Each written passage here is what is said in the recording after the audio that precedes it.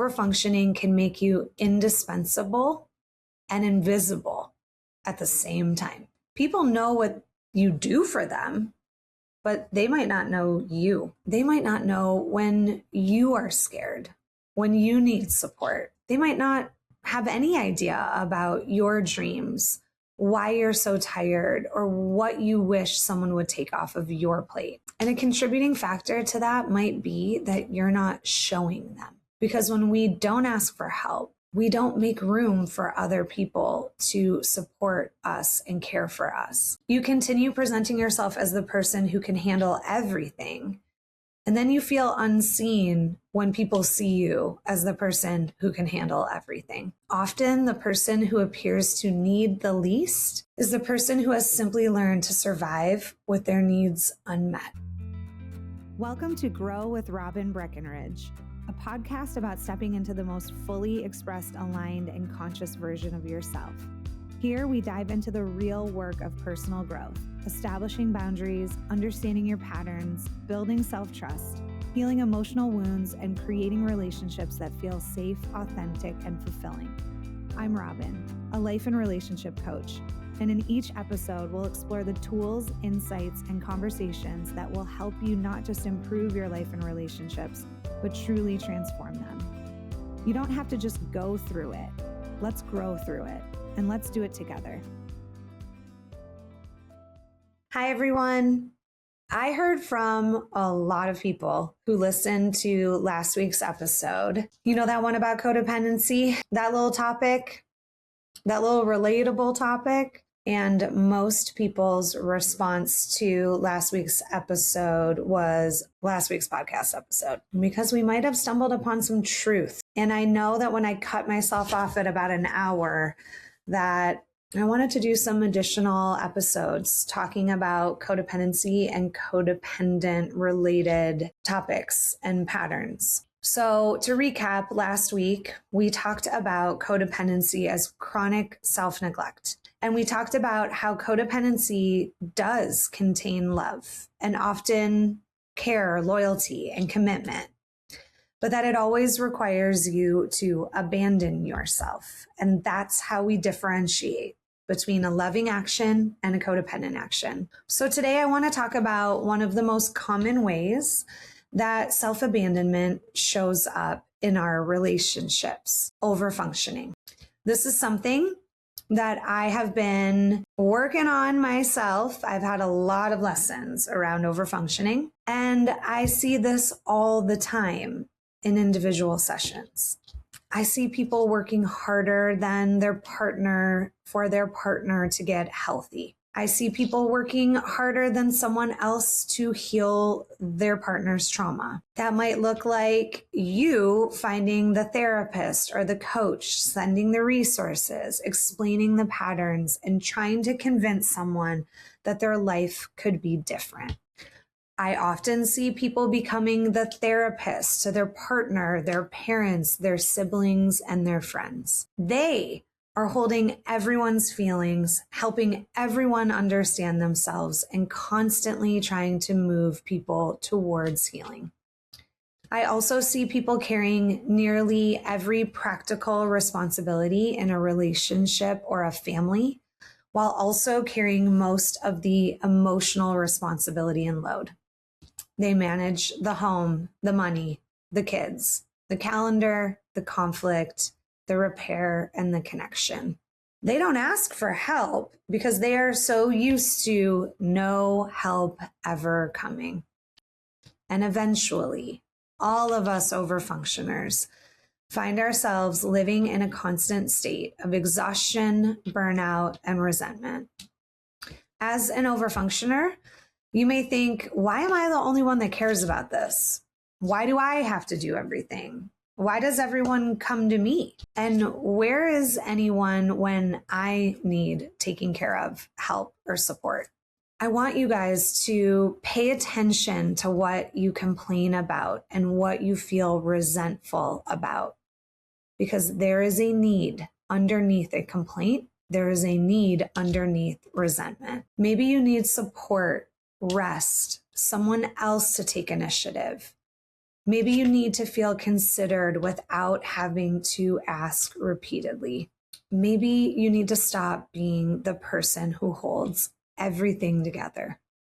We know that overfunctioning is complex because it also includes a lot of love. It looks like someone just being capable, responsible, dependable. It looks like being the person who shows up, and that is not a bad thing. But overfunctioning is what happens when you begin taking more responsibility than actually belongs to you. You work harder on the other person's life than they do. And somewhere in that process of trying to keep everyone else okay, you slowly start to abandon yourself and your needs. Now, overfunctioning can show up in obvious ways. You complete a task that someone else was responsible for. You repeatedly remind another adult about appointments, deadlines, or commitments that they made. You get that thing done because it feels easier than waiting for the other person to do it. Or you fix the problem because you believe that if you don't, nobody else will. But overfunctioning can also be emotional. It might look like someone is unhappy and you immediately start trying to make them feel better. Someone is struggling and you start searching for the answers and for solution. Someone tells you that they have a problem, and before they have even finished speaking, you are already thinking about what they should do next. You begin carrying their worry inside of your body. Their problem follows you into your evening. It keeps you up at night. You research it. You talk to them about it again. You continue working on a solution long after they have stopped working on one. And that is a sign that you have crossed from supporting someone into functioning for them.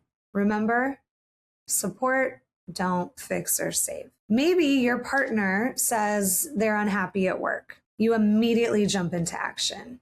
You start looking at job listings. You rewrite the resume. You contact someone who might know of an opportunity. You start to hound them, and every few days you ask whether they've applied to the things that you've sent them. And soon you are more invested in changing their career than they are. Now, here's another example that I see often. Maybe someone you love says they're open to working on their trauma. So you find them the therapist, coach, or mental health provider. You send the podcasts. You explain to them their attachment style, what number they are on the Enneagram.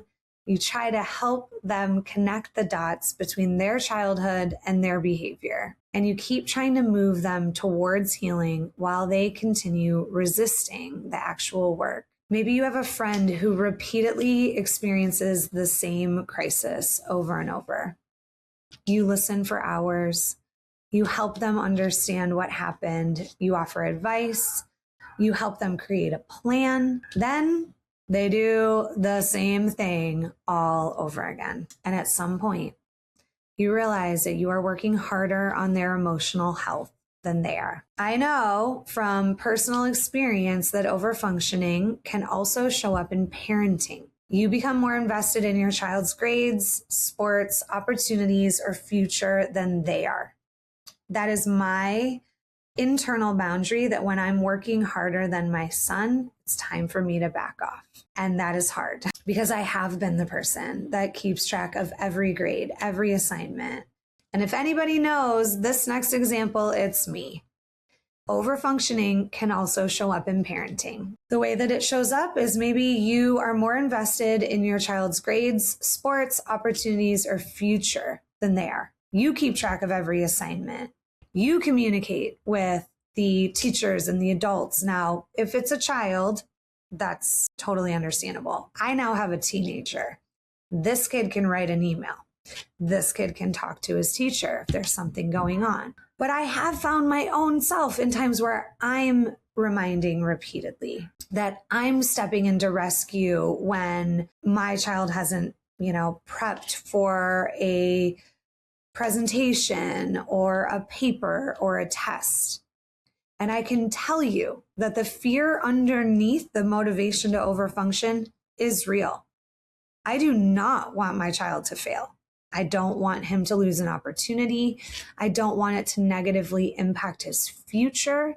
And I absolutely want him to be okay. That love is real. But when we repeatedly do for people what they are capable of learning to do for themselves, we may be protecting them from more than failure. We also may be protecting or prohibiting them from developing confidence. I now have my own internal boundary in parenting that if I am working harder than my child, I need to pause and step back. I am happy to provide support and resources and even pay for them.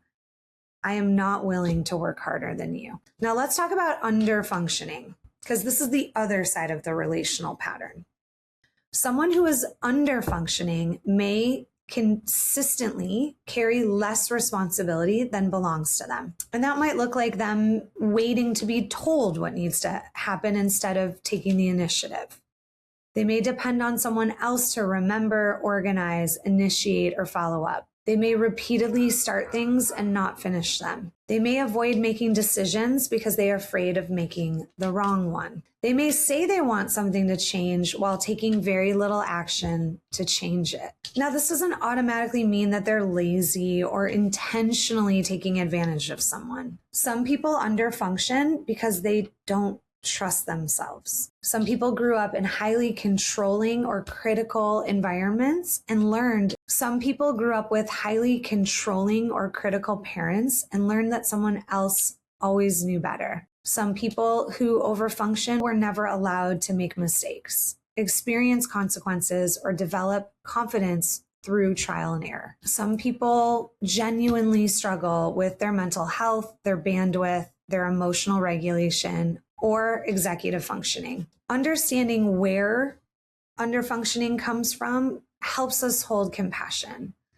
But compassion does not require us to take over another person's life and responsibilities. We can understand why someone struggles and still allow the struggle to belong to them. Support, don't fix or save. That is important because confidence is not built by being continually rescued. Confidence is built through experience. You try, you struggle, you make a mistake, you learn from it, you adjust, you repair, and you discover that you can survive disappointment and figure out what to do next. When we continually step in when someone's struggling, we may unintentionally take those experiences away from someone. They don't get the lesson. They don't get the natural consequence that is an opportunity to learn and grow from the universe. They don't get the esteem that comes from facing something hard and discovering that they can handle it or learn from it. Specifically with our kids, and this goes for everybody, there will be times in everyone's life where they are not okay. The best thing that we can do for parents is help kids be able to manage and tolerate their feelings while going through something challenging, because there is no way we can prohibit our kids from experiencing challenges in their life. The more we do, the less they practice.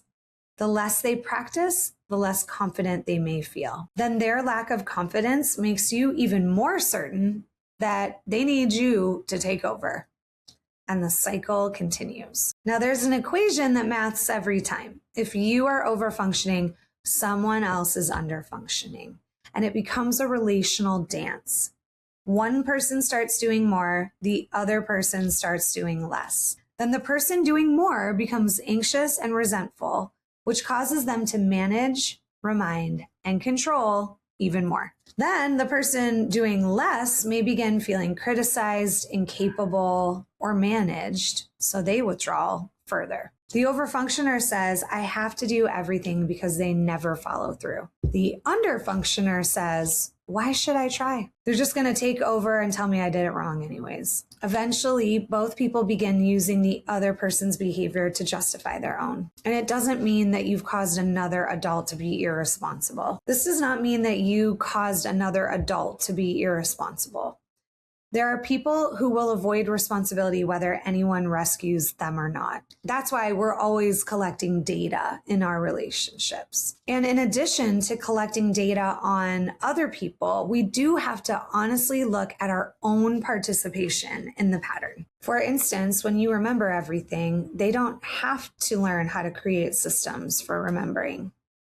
When you repair every conflict, they don't have to learn how to repair. When you initiate every conversation, they never have to reach for the relationship. When you continually rescue them from their consequences, they never have to fully experience what their choices create. And when you keep working harder on their life than they are, you never get to see what they are actually willing to do. And sometimes overfunctioning keeps us from receiving information that we are afraid to know. Maybe you stop initiating and the relationship goes quiet. You stop reminding and the responsibility does not get completed. You stop working on someone else's healing and they don't continue the work. Maybe you stop carrying the relationship and you discover that you were the only person keeping it alive. And that can be devastating, but most likely it was the truth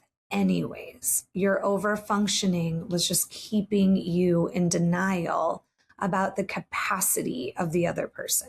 Now let's talk about where overfunctioning developed from. Keep in mind that overfunctioning developed for a reason too. Perhaps you were the responsible child growing up, the parentified child, the one that had responsibility on them that was not age appropriate for that time of your life. Perhaps you grew up in a home where an adult was emotionally unavailable, unpredictable, overwhelmed, addicted, or struggling with their own mental health. And as a result, you learned to pay attention to everyone else. You learned to anticipate what people needed. You learned how to keep the peace. And you learned that if you didn't take care of something, it wasn't going to be taken care of. Being capable became a way to create safety and control your environment. Being useful became a way to receive approval. And being needed became a way to feel connected. You may have learned, if everyone is okay, I can relax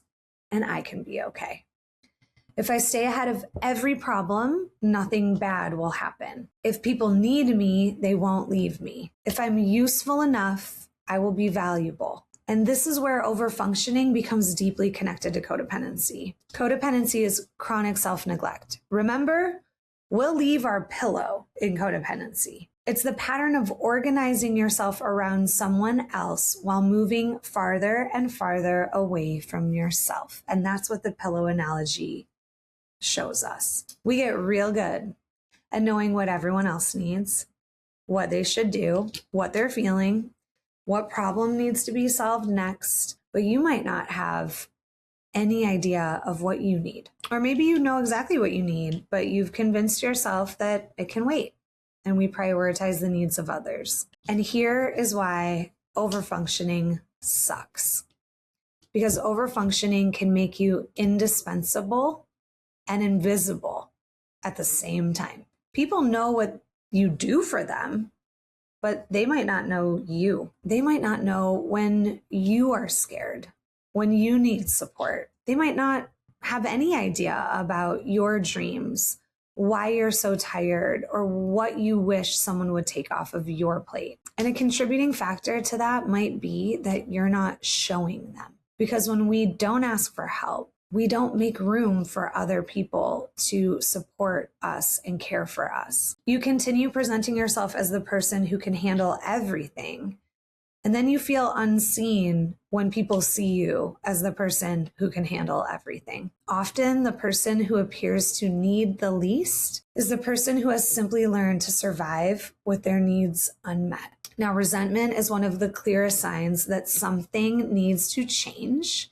And resentment is in the family of anger, which means that a boundary has most likely been crossed. Resentment often tells us that we are doing something we do not truly have the capacity or willingness to keep doing. It may be a need that hasn't been expressed, a limit that has not been honored, a boundary that has not been set or communicated, or a responsibility that does not actually belong to us. What we complain about and what we feel resentful about has so much data in it. If you complain that no one helps you, maybe you need more support. If you complain that you always have to initiate, maybe you need more reciprocity in the relationship. If you complain that your partner does not notice what needs to be done, the need may be shared responsibility and consideration. If you complain that no one ever checks on you, the need may be to feel cared for and known. Now, resentment is going to indicate that someone has crossed a boundary. It can also indicate that you have been repeatedly crossing your own boundary or limit. Maybe you kept saying yes when you didn't have the bandwidth. Maybe you took that project over even though you promised yourself you wouldn't. Or you kept giving without communication. Maybe you kept giving without communicating what you also needed. Your needs matter too. And we often can't make space for our needs without boundaries. So recognizing that you're overfunctioning is so important. Remember, awareness is the first step in change. But you also need internal boundaries. Internal boundaries are the agreements you make with yourself about how you will and will not participate in the lives of others. They are not rules for another person. They are commitments to yourself. An internal boundary may sound like, I will not work harder on someone's healing than they are willing to work. I am willing to support someone, but I am not willing to continually rescue them. I will not become the therapist to my partner, family member, or friend. I will not repeatedly protect a capable adult from the same consequence. I will not automatically say yes before checking in with my bandwidth. And I will not make another person's potential my responsibility. These boundaries are not about becoming uncaring.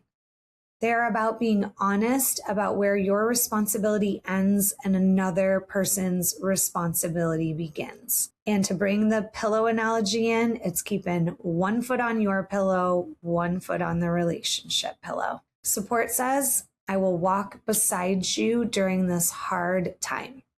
Rescuing says, I will carry you even when carrying you is hurting me. When we support someone, it allows another person to remain connected to their choices, their strength, and their next step. And sometimes the internal boundary has to be, I love you, but I cannot want this more than you do. Internal boundaries also require you to check in with your bandwidth before you offer anything. You can ask, do I genuinely have the capacity for this? You may be capable of doing something and still not have the bandwidth to do it without abandoning yourself. Remember, you cannot bargain with your bandwidth. You can ignore it, you can override it, you can push yourself past it, but the cost will come out somewhere. It'll come out in your body, your sleep, your patience, your finances, your health, or your emotional well-being.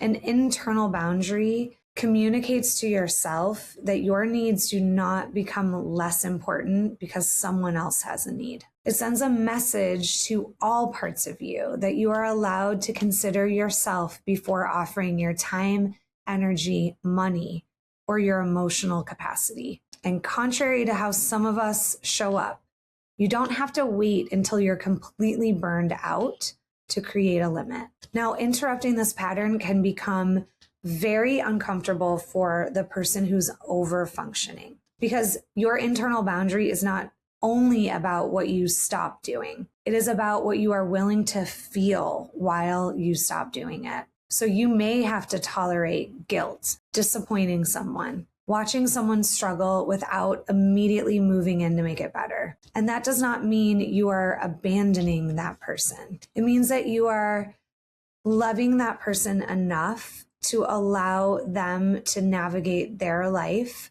and learn and grow from the consequences of the way that they are showing up while refusing to abandon yourself. The goal is definitely not, I will never help anyone. I will stop being generous with the people that I love. The goal is, I will help consciously within my limits and without taking over responsibility for another capable person's life. For a lot of overfunctioners, there is a point that we reach where we simply cannot do it all anymore. Now, I'm aware that hormonal changes, perimenopause, menopause can drastically impact your bandwidth and require a gear shift in the way that you are functioning in your life, specifically overfunctioning. Some signs that you have had it, that you are done overfunctioning, is you are so tired of being tired, irritable, depressed, disconnected, burned out. You may lose patience with the people that you love. And this happens often, but I've seen it so many times where we start to fantasize about running away from a life that we have worked so hard to build. And this is where the word delegation comes in. Delegation isn't selfish. It's probably the next kindest choice. It's the next kindest choice because you can't continue abandoning your health, your needs, and your capacity. It's actually kinder to the other person and the relationship because unspoken resentment will eventually kill the culture of any relationship. Delegation is becoming honest about what you can and cannot continue to carry. You might say something like, I realize I've been managing this for both of us and I can't continue doing that. I need to divide these responsibilities differently. I can support you, but I can't do this for you. I can listen, but I think this particular topic might be better suited for a professional. Those are boundaries. Your limit is at the edge of your capacity. Your boundary is what you do to honor that limit. I also want to give some examples of what it looks like to not overfunction when someone brings you a problem. I'm a big fan of asking someone what they need when it comes to support. I have removed you should, you need to from my vocabulary. And I actually much more prefer to just hold space for people and ask them, are you looking for feedback? Are you looking for support? Do you want my opinion? Then there is consent. They're asking me for what they want, and I clearly know how to show up. Because sometimes people want your perspective. Sometimes they just want people to hold space and just listen while they're navigating through a tough feeling or a challenging circumstance. Holding space does not mean doing nothing. It means being present without becoming the fixer. Some examples of how to hold space but not fix sounds like, that sounds really hard.